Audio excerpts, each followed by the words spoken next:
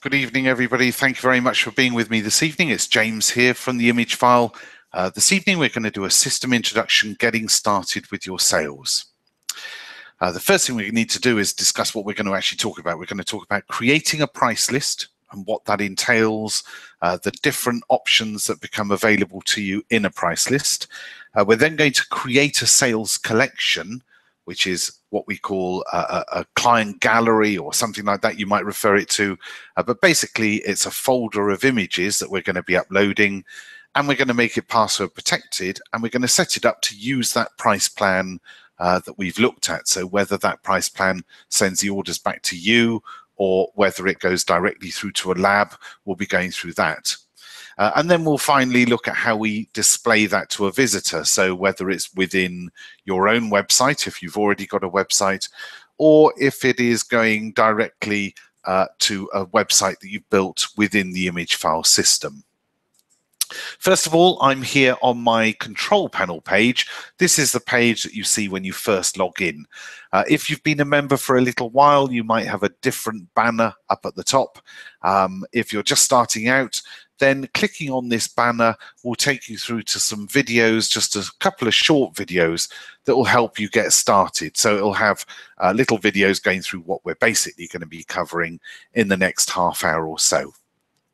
During the webinar, if you have any questions, you will find a chat panel on the right-hand side of your screen. Just pop any questions in there and I'll do my best to answer as we go through. But if I miss it, if it comes in when we're not quite on that topic, don't worry, I will get back to you after the webinar.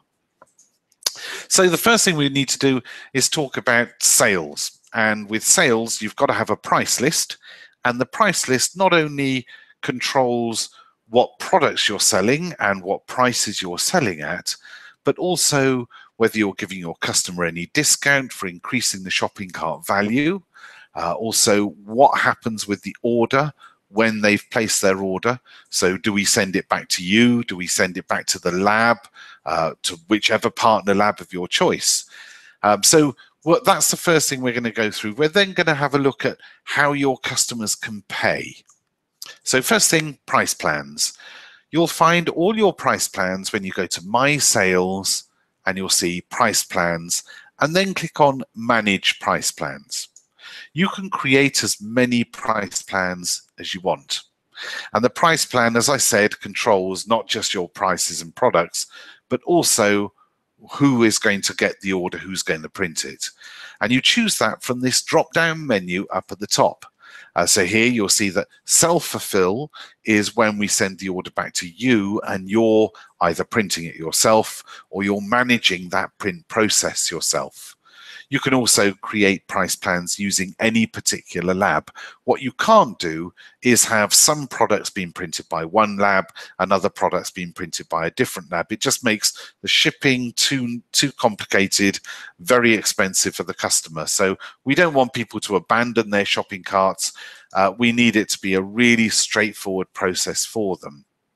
So basically, click here to create new price plans, and any price plans you've created will be shown in the My Price Plan section. Here you can see who's actually printing it, whether it's you or whether it's a lab, the name of the price plan, and clicking on the name will take you through to where you can edit your price plan at any time, the number of items that you have for sale inside that price plan. If you've got any downloads for sale, it will show the pixel dimensions that you're offering and how many collections are using that price list. And then, of course, you can always view that price plan and also delete it if you're not using it any longer. There's other things on this price plan page as well, things like setting up your payment instructions that are shown to customers and so on. So make sure that you've been through the whole page. Clicking on the name of the price plan will take you through to where you can edit it. So if I click on 2015 events, this is a self-fulfillment price plan. This is where I'm able to go through and set up my sale items. So you can see here I've just got a number of 5 items inside this price list. I can put in the name of the product. I'm able to put in the price that I want to sell at. If you're VAT registered, this will be a VAT inclusive price. and then you can upload a product of the image and so on. You can add as many products as you want into your price list. Basically, just carry on, add 10, and when you've finished adding 10, click on Save, and you'll get another 10 empty boxes that you can fill in. So you can add as many as you want. You'll see 5 tabs along the top: Info, Shipping, Sale Items, which is where you do most of the work, Discounts, which is where you can set up discounts, and Advanced. It's exactly the same apart from Sale Items when you're using a lab fulfilled price plan. So I've got an example of one ready here. This is, you'll see it looks the same: Info, Shipping, Sale Items, Discounts, and Advanced. But the big difference is that all the lab's products are already in there for you. So you don't need to add images of the products. You don't need to put in descriptions. The lab have done all of the work. All you need to do is to select which products you want to include. By ticking the checkbox, it will be selected, and then change the price to what you want to sell it for. So here you can see that I've got a 5x4 luster print available in my price list because it's ticked, and it's for sale at £6.50. You'll see it's in GBP right here. If you're in Ireland or you're in Europe, then you will be automatically in euros. So the work is already done for you again. The cost of that product to me as a photographer is 48p. So my profit is £6.02. If I change the price of my product, it will update the profit. So the cost is still 48p. Your profit is £6.77 when I change the price of the product to £7.25. So I can go through all of the products, tick the ones that I want to include, and change the prices to what I want to sell at. You'll also see that there's some fast pricing tools up at the top, so that you can go through and you can either check all or uncheck all in one go, instead of having to go through and untick or tick all of the products. You've got a quick link to be able to do those. And these fast pricing tools will vary depending on which lab you're using. So make sure that you've paid attention in those fast pricing tools, because they can save you a lot of time. Okay, so once you've set up your price list, you just click on Save All. And if you are using a lab, it will then display to you which size image you should be uploading as a minimum. So what it's done is it's looked at all the products that I've included in my price list, and it's saying for me to include all of those products, upload files that are 3,500 pixels by 2,300 pixels. Now we'll automatically do the right thing. If you upload a smaller file, we will just hide the products that we can't print when the customer is viewing that file, so that we're not selling something that we can't actually produce. So if you upload files that are a minimum of 3,500 by 2,300 pixels using this price plan, then it will make everything available for sale. Obviously, if it's a self-fulfillment price plan, then you're handling all of the products anyway. So we assume that you're only actually adding products that you're able to fulfill. So you can upload low-res files if you want. You always want to upload a minimum of 850 pixels on the longest side. But if you upload a higher res file, then obviously you've got an off-site backup as well. So the first thing you need to do to generate sales is to create a price list. Go through, create a price list, give it a name. Only you are able to see the name, so your customer won't see if you've called it high price products or something like that. So give it a name that means something to you. You can also set up discounts. There's lots of ways of setting up discounts. You'll find that there's help files available, help here with discounts. But basically, I've got a discount in this price list that gives my customers a 20% discount as long as they're placing an order for £30 or more, and as long as they place that order in the first 5 days of me creating the collection. So it's there not only to generate a higher shopping cart value, but also to get the customer to react quickly, put the image order through while that emotion is still hot. Okay, so you can create multiple discounts. I could have this one as it is here ending on day 5, but I could create a new discount that starts on day 6 and maybe gives a 10% discount and maybe goes through to day 30.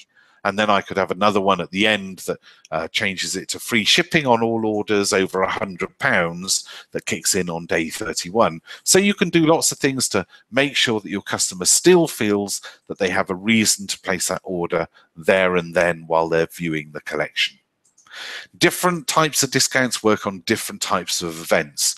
Weddings, portrait sittings, prize givings and graduation ceremonies all work in a very different way. If you're already working in those fields, you'll know the sort of thing that is going to catch your customer, set up the discount so that it's automatically working for you. Okay, so once you've created your discount, you just click on Save All and it will update all the changes, and any collection that's already using that price plan will get updated. Obviously, if you've got a time-sensitive discount, that's not going to set that to start working on older collections. If it's time-sensitive, if it's not less than 5 days old, in my case, then the discount wouldn't be applied. It would only be any changes to the sale items that would be applied. Okay, so once we've done that, the other thing that we need to look at before we can create sales collections is how we set up so that the customer is able to pay us.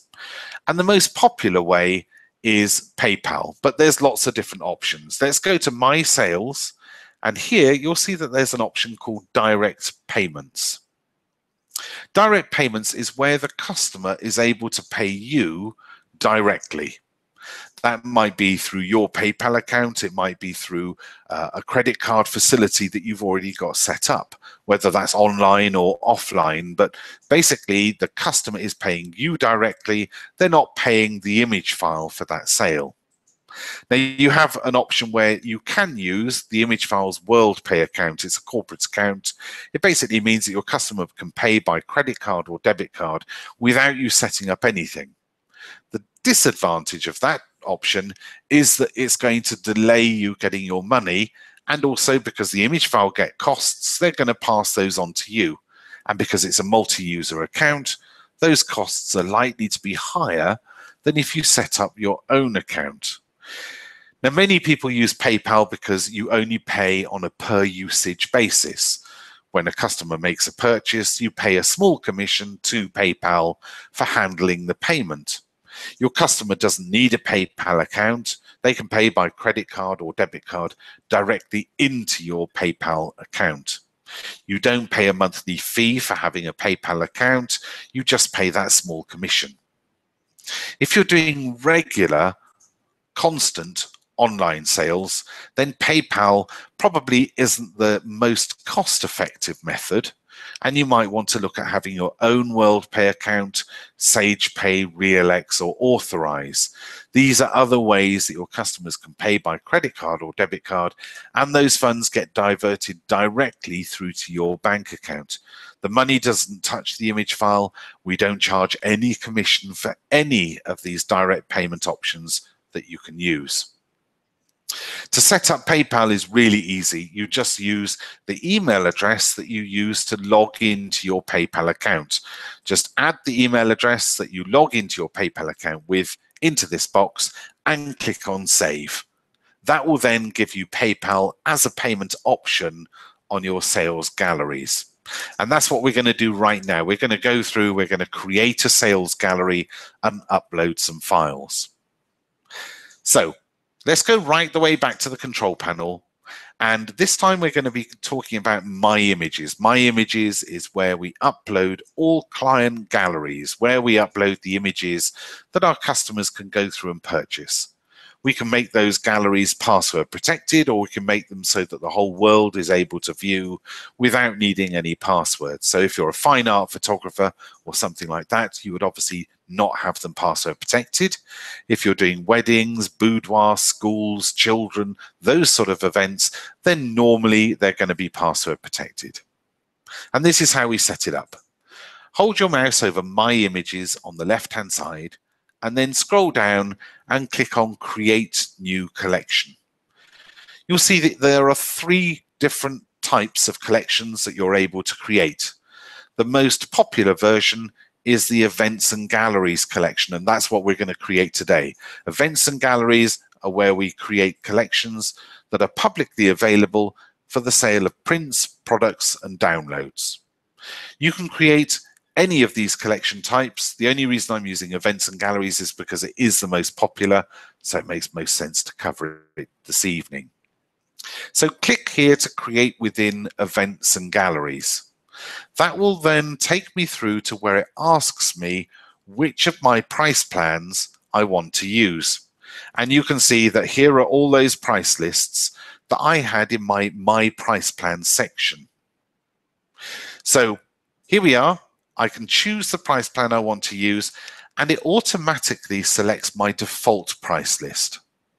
The default price list for me is my self-fulfillment price plan 2015 events. You can set up your own defaults. It's very simple, and it just means that your basic options are already there for you. So I'm going to leave it on my self-fulfillment price plan, but you can see that I can use, for example, my OVI Lux prints. That's going through to One Vision Imaging. If I select this option, then it's going to send the order directly to the customer once it's been printed by One Vision Imaging. If I select the second option, then One Vision Imaging will still receive the order, but they will ship that order to me. I'm then able to check it and ship it on to the customer. So when they receive it, they wouldn't have it in One Vision Imaging packaging. It will be white branded. The only lab that will use their own packaging is Photobox, I'm afraid, and they will always send it out in their own packaging. If you wanted to carry on looking that you're doing everything, you need to use one of the Pro Labs or self-fulfillment.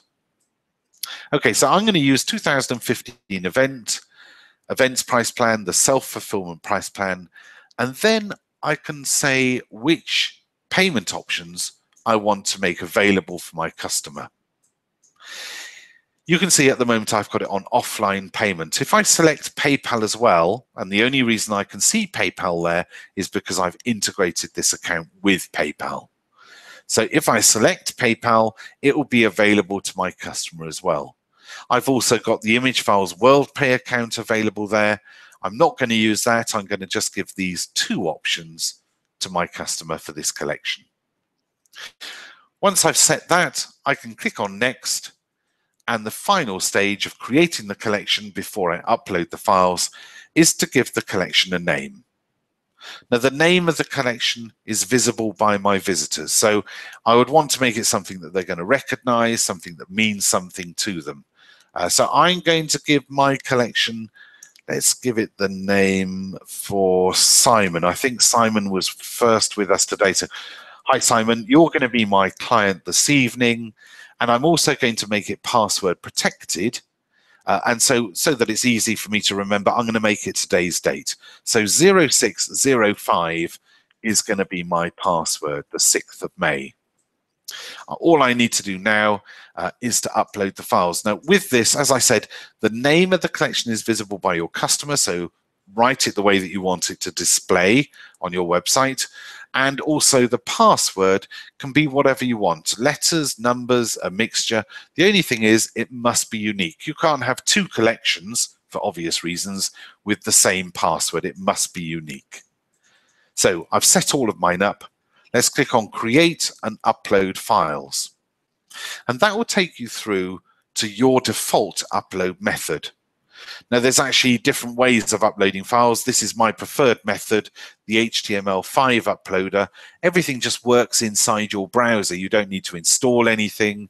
It'll all just be there. This is the default method, so it's probably what you're seeing. But basically, all you need to do to upload into here is to upload, select the files that you want to upload and drag them into this box. So here's a folder of images.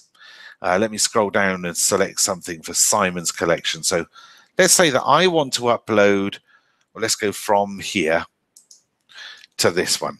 So all I've done is select some files in my browser window and then drag them into this box. When I hold the images over the box, it changes to green, and you can see that I was uploading 12 files. So those files are now in a queue and they're starting to upload.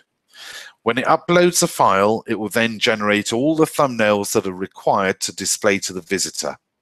That way, when they are viewing, they're looking at web-sized images. They're going to be optimized for web display. They're going to be nice and small so that they display really quickly to your visitor, and they're also going to be automatically watermarked. Now, you're able to update your watermark to be as strong or as weak as you want it to be. You can change the words that are in the watermark, or you can upload your logo, and you can upload it at different sizes for the different thumbnails as well, as if you want. You'll find all the options for uploading and your defaults when you hold your mouse over My Images and then go down to, and it will have File Security, Custom Watermark. And there'll also be File and Collection Default Settings, where you're able to set up your defaults as well. So my files have just finished uploading. I've uploaded 12 files. I've uploaded low-res files just for speed purposes during the webinar. Now, obviously, if I was using that SIM 2000 imaging price plan that we were looking at before, I would need to upload bigger files, because otherwise I'm not going to have any products for sale. As I said, this is a self-fulfillment price plan, so I can upload low-res files and it will still work perfectly for me. When I've finished, all I have to do is to click on Done, and it will take me through to where I can change any of my settings within this collection. So here you can see it's just got all the settings that we've already put in: name, Simon, the password 0605. It's got other things in there as well. So it's really important that you come in and have a look at the different options that you have available. You're able to put in a description to help with your search engine optimization. You can click on Use Rich Text and add logos and, you know, the charity that you're working for, and, you know, links to maybe the venue that you are working at, all of those sort of things in there. You've got a direct URL so that you can add it to Facebook or Twitter, or send it directly to your client by email, all of those sort of things. As you scroll down, you've got the password. You can put in a hint for the password. You've got ask for email opportunities. Do you want your customers' email addresses before you allow them to see the images? And all of those options are going to be in there. As I carry on scrolling down, you'll then see the images that we uploaded. Next to every image, it will tell you how many times the image has been viewed in the 3 different sizes. The small size is the size that they see first. Medium is where most people will click on the small file and view the medium size image, and large means that they've viewed it in the slideshow. More people buy from the medium view than any other view, because they can start the slideshow and go out of the room. They don't have to be watching the slideshow. We don't know that. And remember, this is the number of times that that image has made an impression on the screen. We don't know how many people are looking at that, and we don't know whether it's one person visiting many times or different people each time. So it's how many times any image makes an impression on the screen. This page will automatically show you 60 images per page, and you'll have links to view other pages or to change the number of images or all of the images to display on the screen at the same time. You have various tools to help you with your administration. You have tools that manage the whole collection and tools that just manage selected files. And you select files by ticking the checkboxes on the right-hand side, and you can also select Arrange, Check All, or Clear All using the links at the top, which is also available at the bottom of the screen. Now, we have already created our collection. We've set it up in the way that we want, so we don't need to worry about this. But at any time, you can click on the My Images button and then scroll down and click on the collection that you want to edit. So if I want to edit Simon's collection, I just click on the name Simon, and it will take me back to editing that collection. It's got 2 colored boxes in front of it just to remind me of the sales options that I set up on Simon's collection. So if I hold my mouse over the first colored box, it reminds me what that password is, 0605. And because it's bluey gray, my customers can pay by PayPal. I've also got the magenta box, which means that my customers can also pay me offline. So if they choose the offline option, which is what we're going to do in a minute, we're going to have a look at the customer experience, choose the offline option, it will tell them where to send a check and will basically hold that order until the customer sends that check. They need to do it and you clear it within 30 days, especially if the order is going to go through to a lab. So we'll hold the order for 30 days. By that time, you should have received that check, cleared it, or received the payment from the customer somehow, made sure that it's all gone through, and click that you've received the funds. Only when you've said you've received it, if you're accepting offline payment, will we send that order through to the lab. Obviously, we don't want to send the order through to the lab and then off to the customer and you haven't received your check. Okay, so that's how you create a sales gallery using that price plan that we looked at the beginning and using the payment options that we've set up, using PayPal, where it goes through to my PayPal account, and also offline payments so that the customer can pay me by check if we want.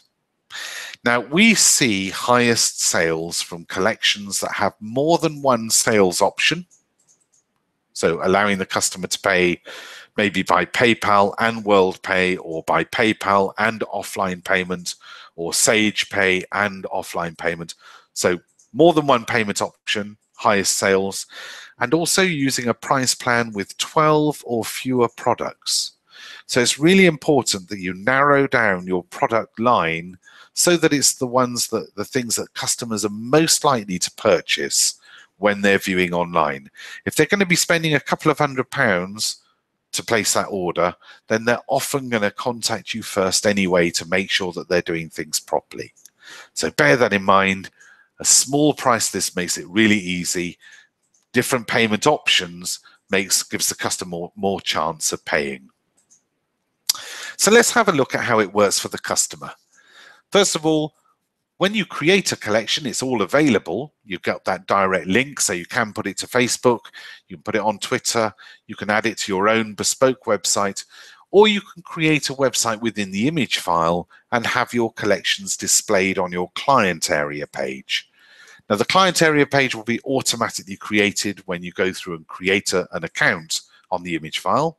It's called a folio gallery page. It's usually called client area, but the page type it is folio gallery. You can create multiple folio gallery pages. So you could have a weddings page, a portraits page, and so on, and have different galleries on different pages.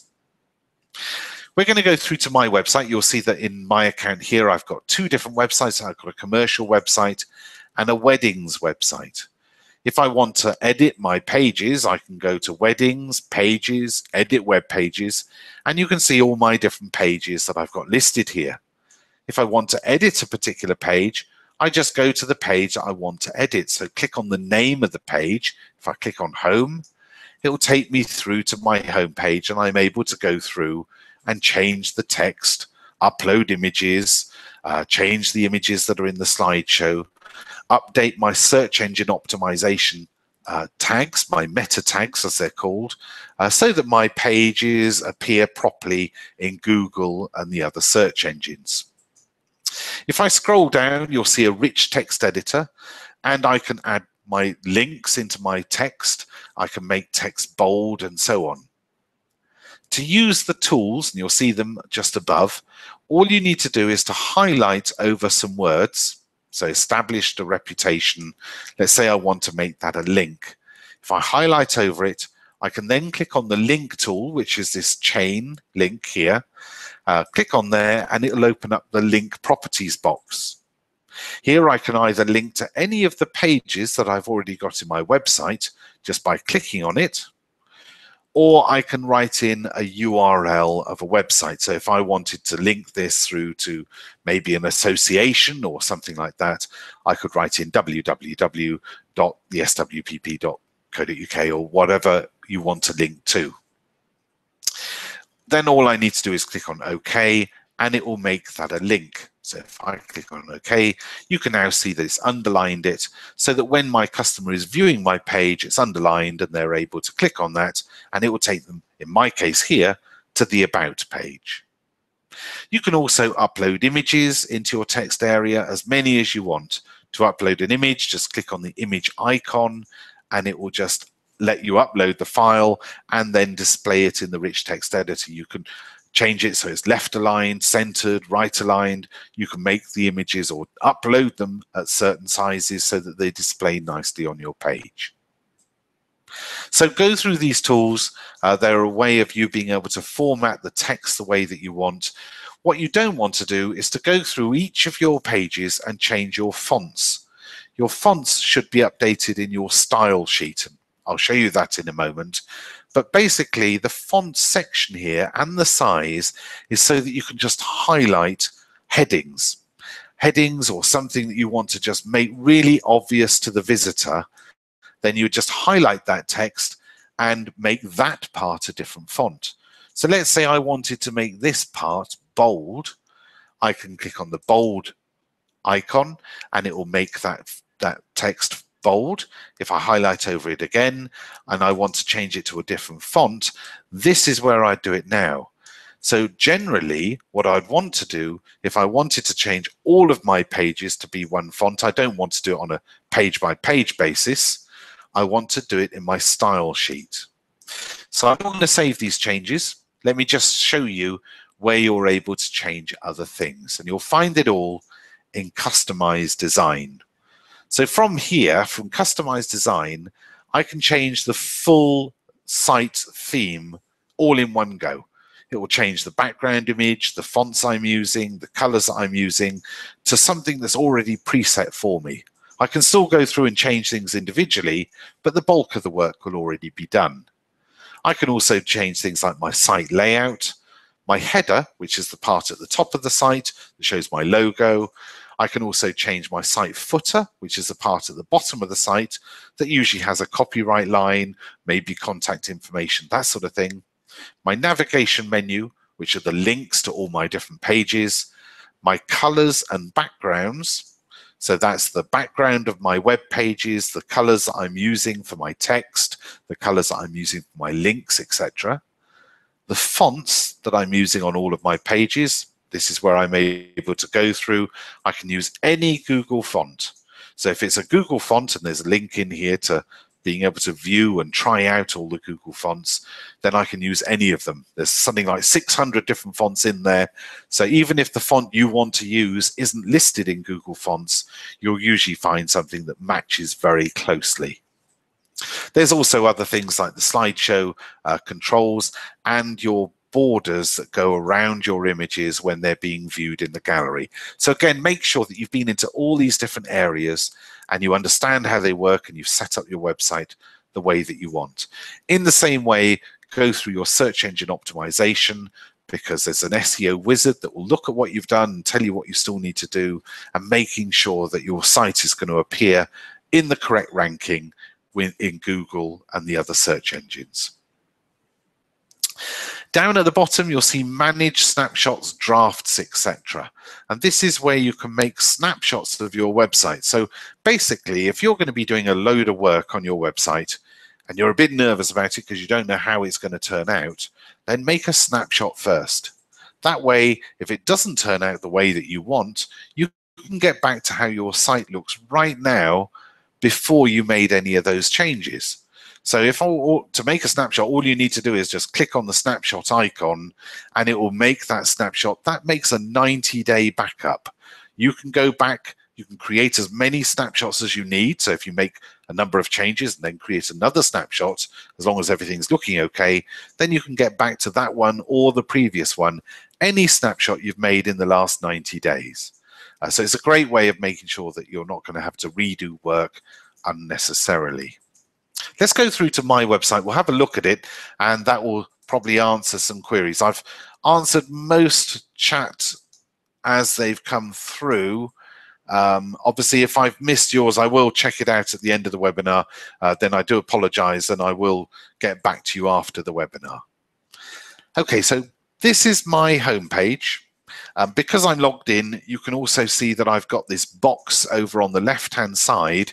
Yours might not be where you can see mine because you can actually move it around.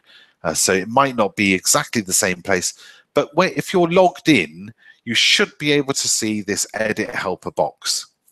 The Edit Helper is literally what it's called. It's there to help you get back to various places, to change things on your site or in your account really easily. So you can see I've got a link to get back to the control panel, and I've got links to edit things within my web pages.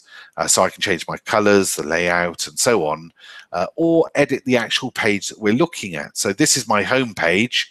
You'll see that this is the text that we were looking at before, and I've got a slideshow running. If I wanted to edit that page and I'm viewing the page and I'm logged in, I can just click on edit this web page and it will take me back to that editing page. I can make my changes, click on save all, and then it will give me a link to view the page as a visitor. Again, because I'm logged in, I'll have the Edit Helper box there to help me get around the site. So your home page can basically contain whatever you want it to. Mine's got a slideshow, and it's got some text to help with search engine optimization. It's got a little more button so that I can add more content or link through to different areas. Down at the bottom, I've got my site footer containing my copyright information, and it's also got some links there for social media. Up at the top, I've got my logo, and I've got my navigation menu going through to my different pages. Now in mine, I've got lots of different pages that you probably wouldn't have. You wouldn't normally have about and about to, and you probably wouldn't have lots of different portfolios just using different page layouts, but you can have as many portfolios as you want. You can also create a WordPress blog. All of these things are available in my website's pages. Go through create web pages and they'll automatically appear in your navigation menu. If you want to go through my site and have a look at the different page layouts, then it's www.cuttingedgephotography.co.uk. Go through, you can try them all out, you can place an order even, and obviously it will just get ignored. Just say that you're paying by check. Don't put in credit card details because it is a real PayPal account and it will actually take the money from you. So say that you're paying by check and we'll obviously just ignore the orders.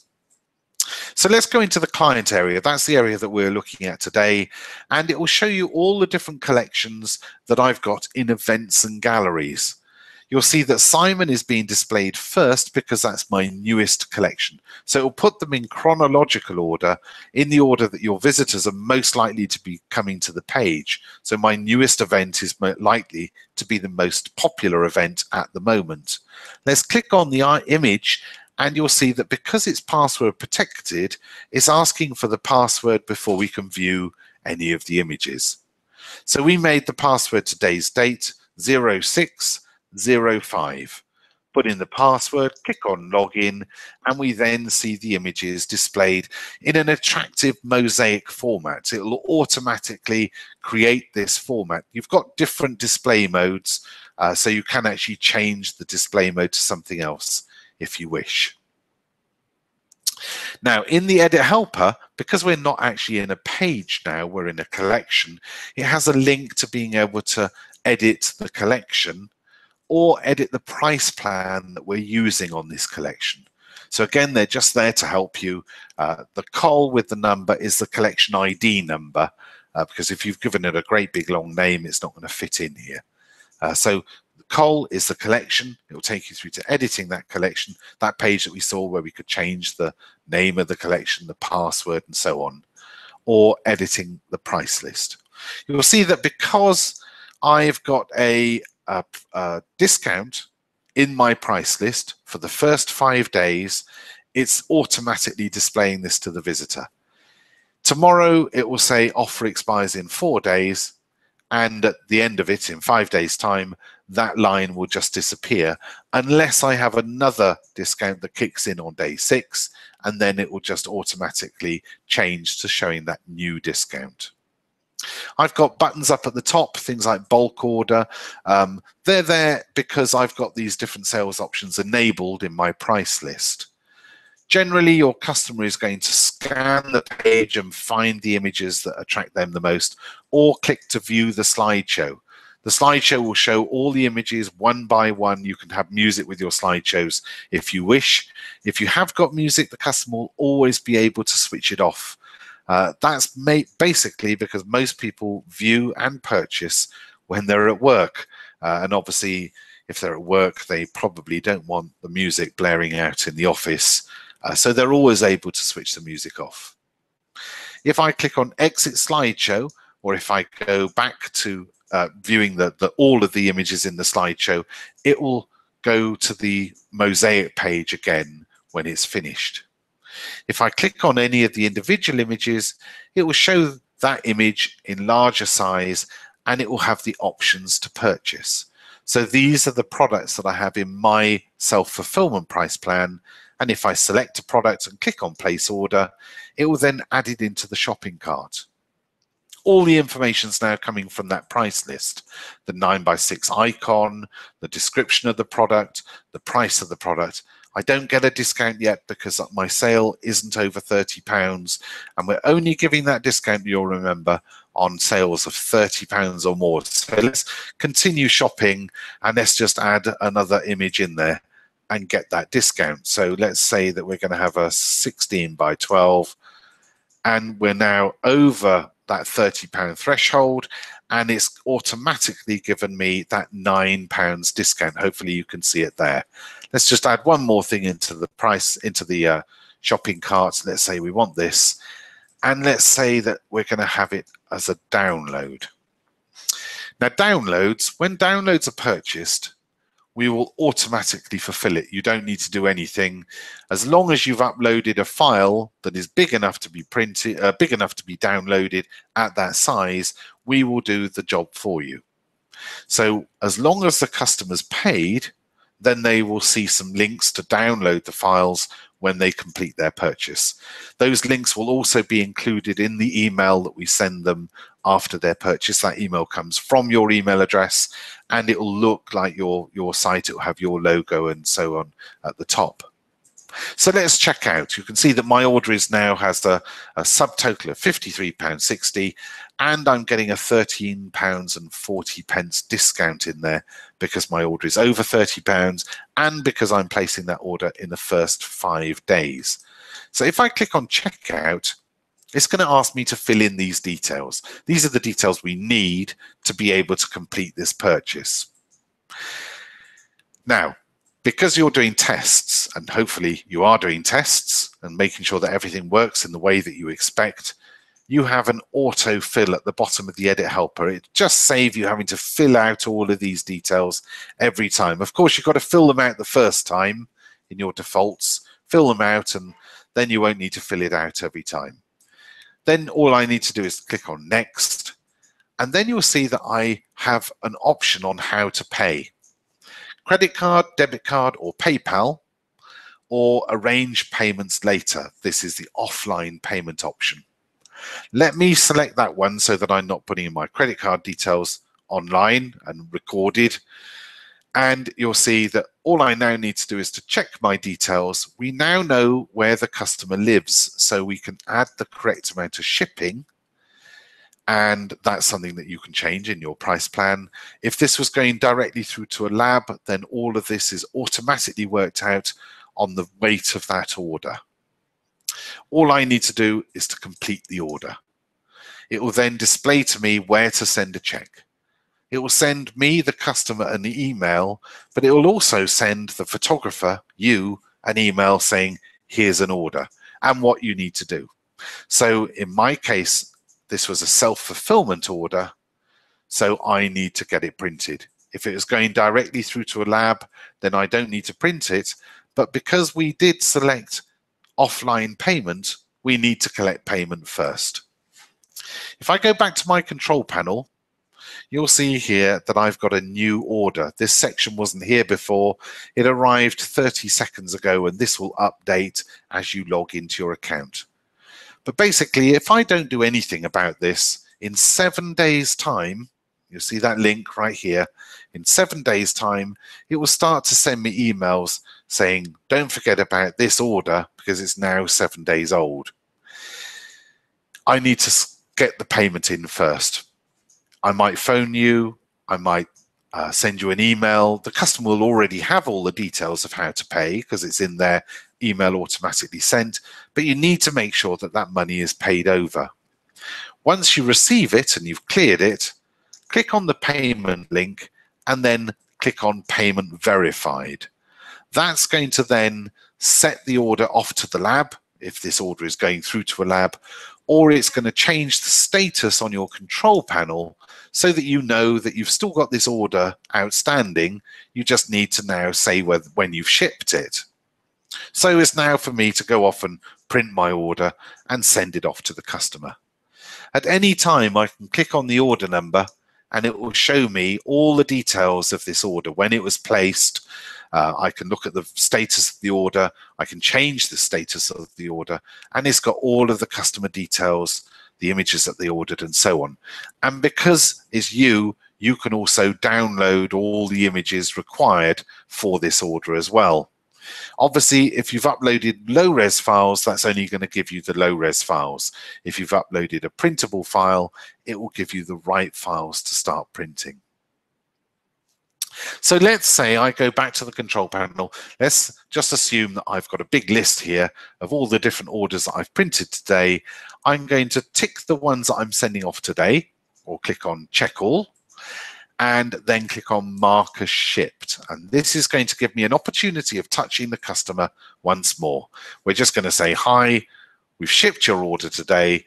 Expect to receive it in the next few days. Obviously, you can change the text of this, and you can change it as your default, and then just click on Send All Emails. That's going to send off the emails, and again, your customer's going to have your branding in front of them. They're going to realize that the order's been dispatched, and they should be expecting it shortly. Because we've now completed that order, it's no longer appearing on our control panel. There's nothing left waiting for us to do. But it's always available for you. My sales, reports, sales history is always going to appear there. Here, this is the order today, £55.60 offline. And if I scroll down, you'll see at the bottom, I'm able to do searches either by postcode, by order number, by customer's name, the address, anything at all that matches something on that order will be displayed. I can also put in a start date and an end date so that when I'm doing my VAT or my tax, I can put in my year start and my year end, and then just show the sales for that actual period. I can also download a CSV file, that's an Excel file of those orders, either what I'm displaying, so either just my yearly sales or my quarterly sales or my monthly sales, or all of my sales in one go. So in a nutshell, that's how it works. You need to upload some files, run through some tests, make sure that your payment options are all set up in the way that you want, and then get some people, friends, family maybe at the very beginning just to test things, make sure that they're working out the way that you want, and then make it live for your visitor. Now, of course, you can always use your own domain name for all of your site on the image file, either your complete website, or if you're integrating the image file in an external website, then you would use a subdomain. So www. Your domain name goes through to your website, but maybe shop. Your domain name goes through to the image file area. To set it up, all you need to do is go to my website, the name of your site, if you've got more than one, and then scroll down to use my domain name. In here, it will give you instructions on how to set it up, but you go to naming and access and you write in the domain name that you want to use. The other part, you set up where you purchase the domain name from. Now, we use names.co.uk. If you're using names.co.uk, then we'll gladly set it up for you. You'll find lots of instructions on how to set it up right here. if you want to do it for yourself, but go through. We're always here to help you. And let me round up our webinar on that note. We are here to help you, but there is lots of help already there for you. If you hold your mouse over help and support, you'll see search help. This will show you many help articles with a search box so that you can search, for example, set up my domain name or set up a price list or something like that. And it will hopefully display a help article, lots of them with tutorials, so that you can get going straight away. By far the fastest way to get assistance.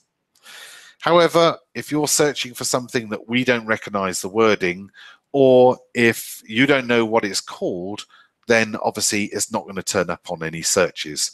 And in those circumstances, let us know. Contact us, put in as much information as possible so that we can help you really quickly, and we will point you in the right direction. We want you to obviously be successful, so let us know if you're getting stuck. I hope you found this evening useful. I have answered lots of questions as I've gone through the webinar. If I have missed yours, I do apologize. I will go through the questions after the webinar is closed and get back to you individually by email. Meanwhile, thank you very much for your time. Have a very pleasant evening. I'll speak to you again soon. Cheers for now.